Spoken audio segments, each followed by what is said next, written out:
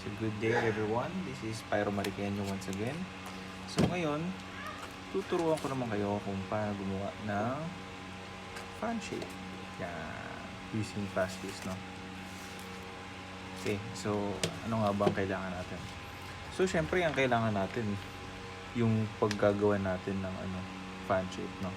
So ang napili ko is itong City of Dreams ni Golden Rooster. Yan. Solid yan, 1.2 standard size. So mababa nga lang siya. Okay. So ano pa mga kailangan natin? So kailangan ulit natin yung aking special tool, good thing, and yung ating poker. Yan, di yan pwedeng wala, no?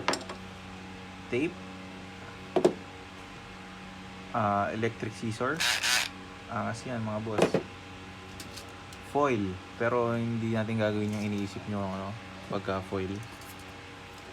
Cutter, ito ba? And itong natin, may lumilipad pa. Itong pandikit. Yan.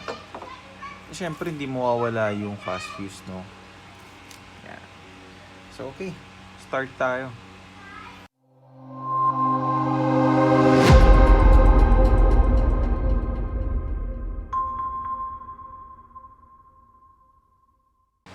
Siyempre, hindi tayo makakapag-start ng pagpa-fan shape kapag buo yung ating aerial. So, babalatan natin siya, no? Gustuin ko man ingatan, pero sige, ingatan. Try natin ingatan.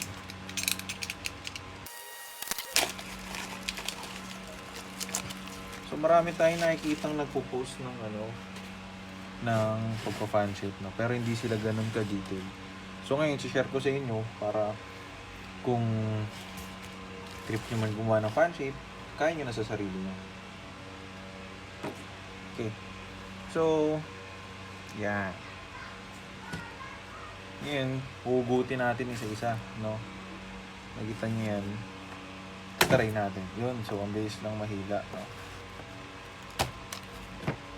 Dali niyang hilain kaysa dun sa ginagawa kong isa. Ang hirap tanggalin ito. Ano naman to? Whistling crackling. Local. Gawa ng ating mga kapatid.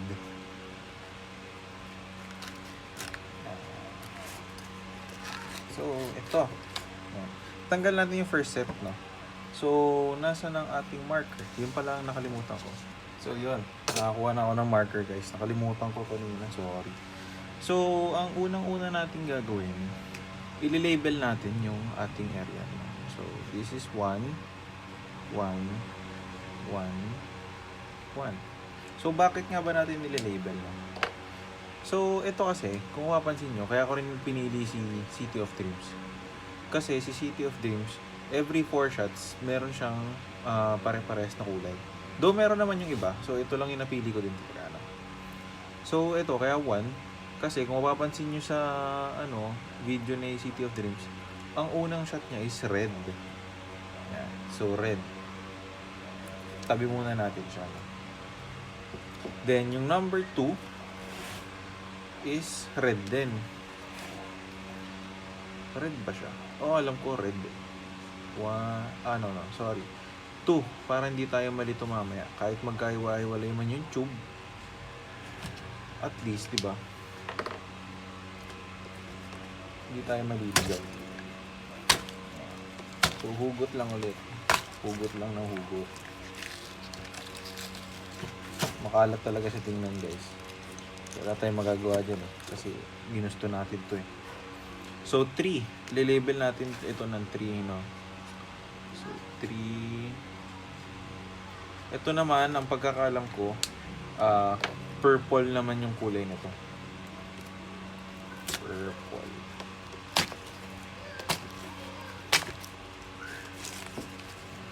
So, ilang beses na rin ako nakapag-fan shape, guys. So, yan, para mahugot nyo, tanggalin nyo yung fuse, no? Yan. Tanggalin natin yung fuse. So, na-label natin 3. So, ito, papansin nyo, iba yung fuse niya sa dulo, no? So, ito, fast fuse to. Hindi naman totally fast fuse, pero rapid siya. Na, pagdating dun sa last netong tube na to, magra-rapid siya nito. Color yellow naman. So, label natin siya as 4. Kasi nga, ito yung ating pang finale. Pero, syempre, kayo bahala kung gagawin siyang pang finale ulit. So, tanggalin na lang. Okay, so may label na, no? Tanggalin natin yung fuse isa-isa. So, for the meantime, guys, kaya tayo may masking tape. Tatakpan natin yung mga butas. So, okay. Okay na tayo, no? Tapos na natin yung ating step 2. No, step 2 yan. Kasi ang step 1 natin, ang pag-unbox, and then step 2, pag-tanggal, or takip ng mga butas. So, okay, proceed tayo sa step 3. So, sa step 3, guys, kailangan natin ng karton. Bakit? Bakit, no? Bakit kailangan mo ng karton? So, ganito kasi yung gagawin natin. Yan. Fan shape. Kakailanganin natin ng karton para may pagdidikitan tayo. So, wait lang ha. I-atras ko lang yung camera. Yun, guys, no? So, parang hindi ako mahirapan mag-fan shape. Baling gagawin natin, ipapattern ko na lang siya dito. Ganyan ang itsura niya. Angas, no? Napakaangas. So, puputol tayo ng karton. Para meron tayong pang-trace. So, ito, karton, guys. Then, ito. Nabili ko lang sa Shopee. Sobrang bilis. Sobrang effortless. Gamit na gamit ko yan. Kasi nga, syempre, gumagawa tayo ng preset, no? Dami kailangan. Dami rin natin pinapak. Kailangan natin. So, next step natin is kukunin natin yung ating tube. Pero syempre, kailangan natin ng pandikit. So, ito, yung boss stick, no? So, ito, yung boss stick. Kailangan natin yun. So, boss stick. Buchanan boss stick. So, ginupit ko lang. Then, latag ko lang muna siya dyan. Tapos, ito na tayo sa ating magpo-fan shape. Okay. Ganyan. Tapat-tapat lang. Para hindi mahirap. Ganyan.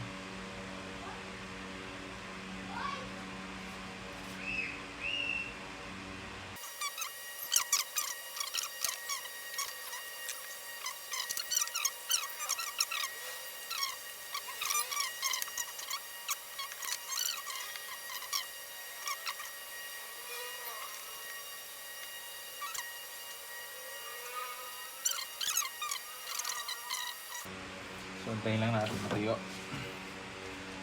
Tapos pag natuyo yan, tapalan natin ng isa pa ulit. Isang karton sa ibabaw, no?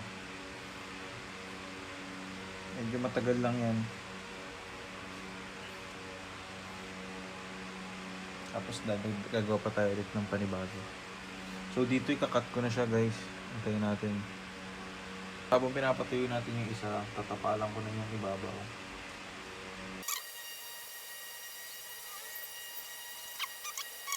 Pantayin lang natin.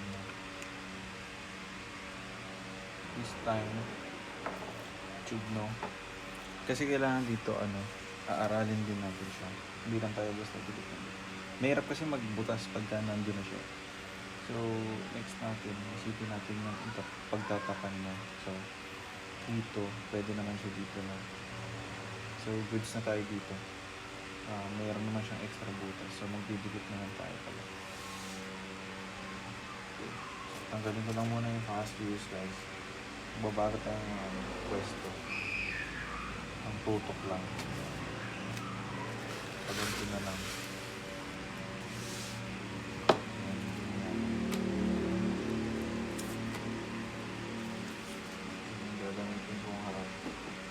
wala na kasi akong karton eh. So sa aking minamahal na buyer, pasensya na kung ganito ang itsura ng karton.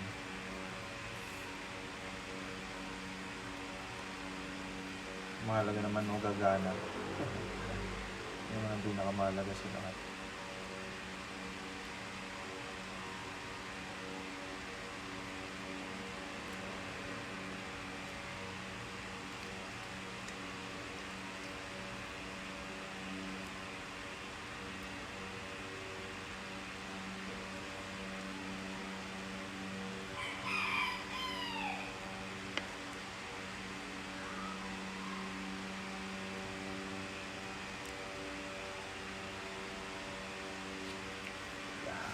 So, okay.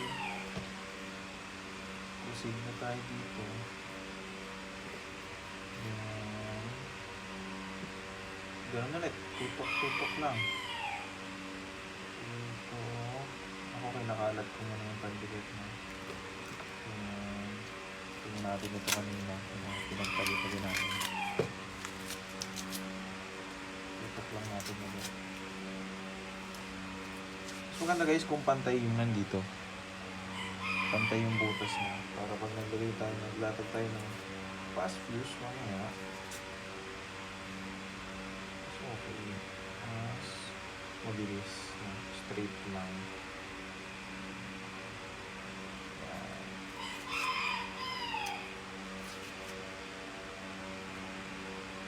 Ito dulo to. Pandulo natin na.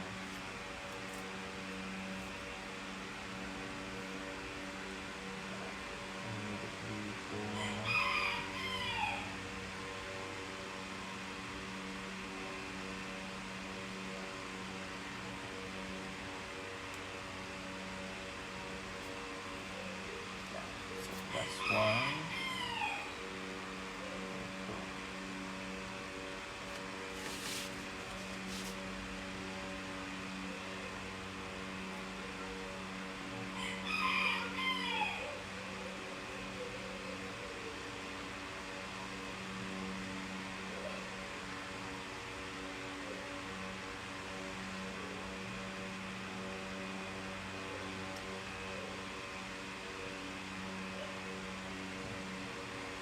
So, talagang kailangan mo maging mabusisi no, kapag kita natin pakita. Yan. Yan siya na medyo shaky. Para lang makita nyo talaga siya ng malapitan mo. Yan. So, ganun ulit. Lalagyan natin ng nails. No more nails. Adhesive niya, no. Proceed tayo. Naputol yung video kasi namatay yung cellphone ko, no? So, start ulit tayo dito sa pagpa-function. So, medyo matagal-tagal ng process guys, pero konti na lang. Tatapos na tayo sa pagdikit, no? Sa pagdikit kasi tayo pinakatatagal talaga.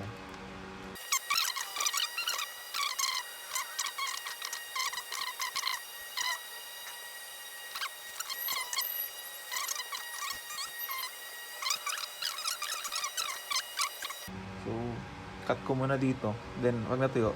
Proceed tayo dun sa sinasabi ko paglalagay ng fast fuse.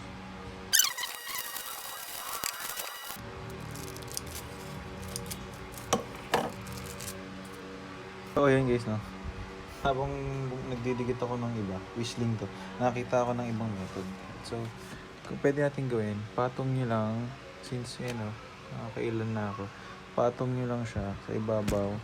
Then, patungan nyo lang din ng karton. Tapos, guhit. Sundan nyo lang yung direction nung inyong ginagawang V-shape kanina. So, yun guys. Tapos na tayo. Natapos na at natuyo na ang ating ginagawang fan shape. So, proceed na tayo ngayon kung paano natin gagawin itong fan shape na. Kung paano siya sisindi. So, kailangan natin ng fast fuse. So, wait lang. Ako ay gumugupit lang. So, ang una natin gagawin is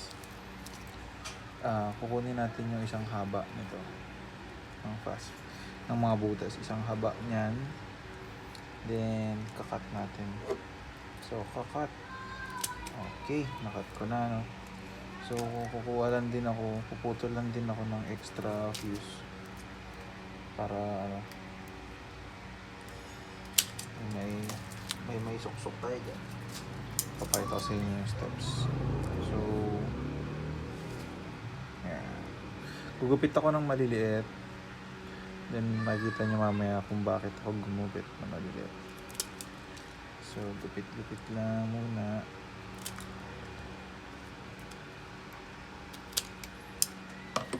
Okay.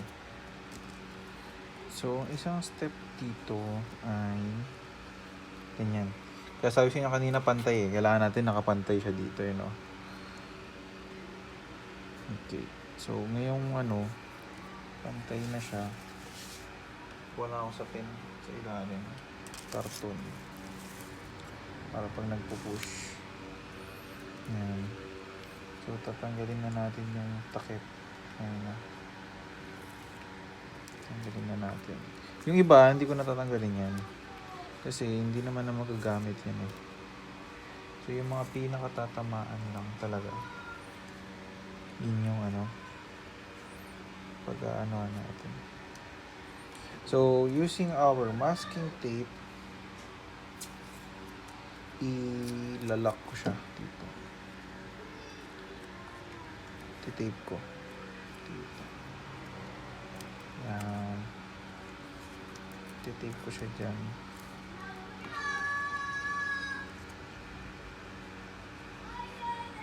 Tape ko siya dyan.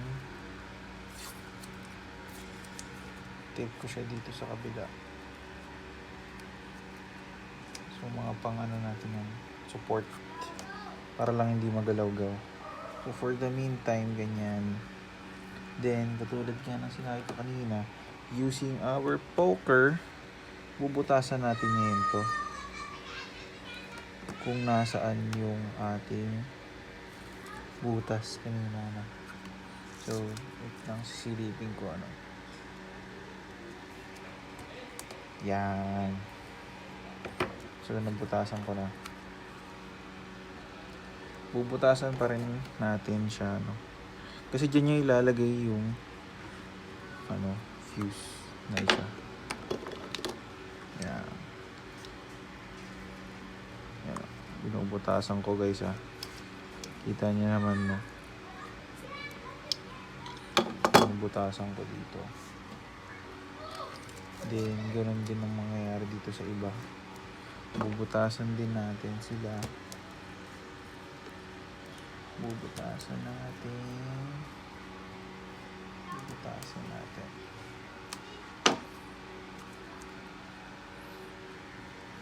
Okay. So, yung maliliit na kinat natin kanina, tatanggalin natin yan nasa loob niyan. Yan. Yan yung fast fuse natin. Yan yung laman niya sa loob. So ngayon kukuha tayo ng 2 or 3, okay lang kahit ilan. Then isisiksik natin dun sa loob. So hindi pa siya ganun kalaki yung butas.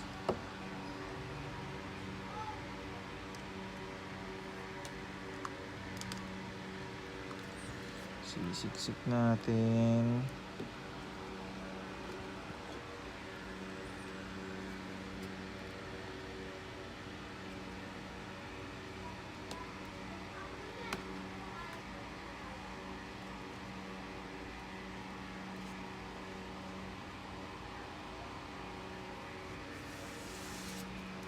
Okay. So malalim na pala siya. Akala ko hindi pa. Sige, shoot pa rin natin ulit.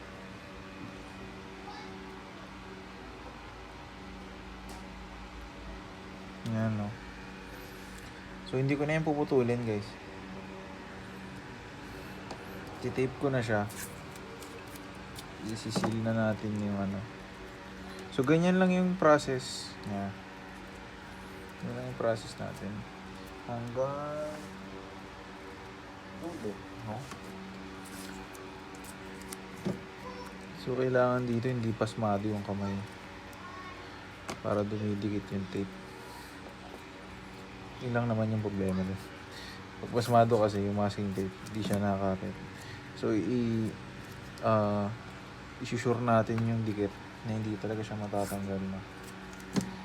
Kaya, ganito ako mag-tape. Para tayo ay garantisabog. Char. Okay, so, continue sa next. So, sa mga magtatanong yung tataka, bakit ganyan yung ginawa? Bakit ganyan? Kasi ito yung, trip ko, no? Kasi pag nag-ignite naman yung fast fuse dito, mag-ignite din yung isinot natin. Automatic. Mag-ignite din to. Lalabas lahat yan din. Mag-ignite yan. Tested ko naman na to eh. So, sinishare ko na lang ngayon sa inyo. Pero kung meron kayong ibang way, siguro okay din, i-post nyo para makita din ng iba, no? May ibang way kayo ng pagko-fan shape eh. So, papakita ko lang sa inyo yung nakasanayan kong way, no?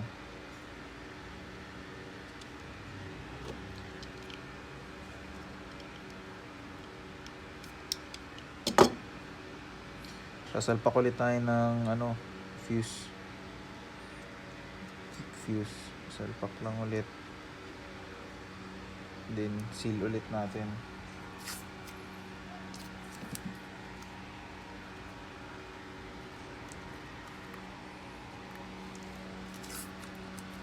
So sobrang busy kasi ako ngayon talaga guys, no? Sinabay ko lang din itong pag-video para siyempre nakakatulong tayo sa iba natin mga kapayro, no? So mahaba, sabi ko nga sa inyo, mahaba ang process nito. Kung nagtitipid kayo, ganito ang solusyon. Pero kung siyempre kayo mga big time nating viewers dyan, no, bumibili na yan sila ng mga naka-ready na talaga na fan shape. Pero ito kasi, nag-enjoy kasi ako sa paggawa eh. Nag-enjoy ako sa ganito. So, ganyan din yung mga order sa atin. Fan shape. So maraming salamat nga pala ulit sa mga nagmamahal sa ating page, no. Sa mga gustong mag-chat, Marikina Pyro po. Yan nyo. Chat nyo lang. Marikina Pyro pero Q yung spelling. Nalagay ko na lang sa comsec siguro. Yan, ganyan ulit. Same process. Tape lang tayo ulit, no.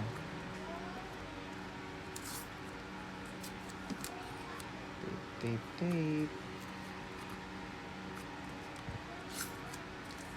Tapos yung mga susunod pa na ikakat ko na lang siguro. Pakita ko sa inyo yung Hindi ko kasi ito ibabalik sa 16 shots eh.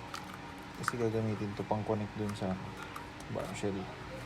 So sa shorts ko na lang i-upload yung preset para makita nyo. Hindi na ako masyadong nakakapag-entertain sa kasi nga sobrang daming orders ngayon guys. Compare natin last year, ngayong taon talaga daming namimili ngayong taon. Maraming buenas ito ba yun? Maraming buenas ngayong taon talaga naman. Nagugutom na nga ako eh, pero para sa inyo ito ko to. Ito yung last step natin para sa tatlo lang ginagamit ko guys. Pwede nyo nga gawin tatlo eh, babawasan nyo yung loob nyo kasi masyado na siyang madami. Yung tatlo pa lang sobrang niya na, sobrang goods na. Pero syempre kung trip na talagang literally fast, hindi lima yung limang hibla gamitin nyo wala namang pipigil sa inyo. Pero yun nga, pinakamura lang talaga or kung saan ka makakatipid kahit buwasan mo, walang problema yan, mabilis pa rin naman siya.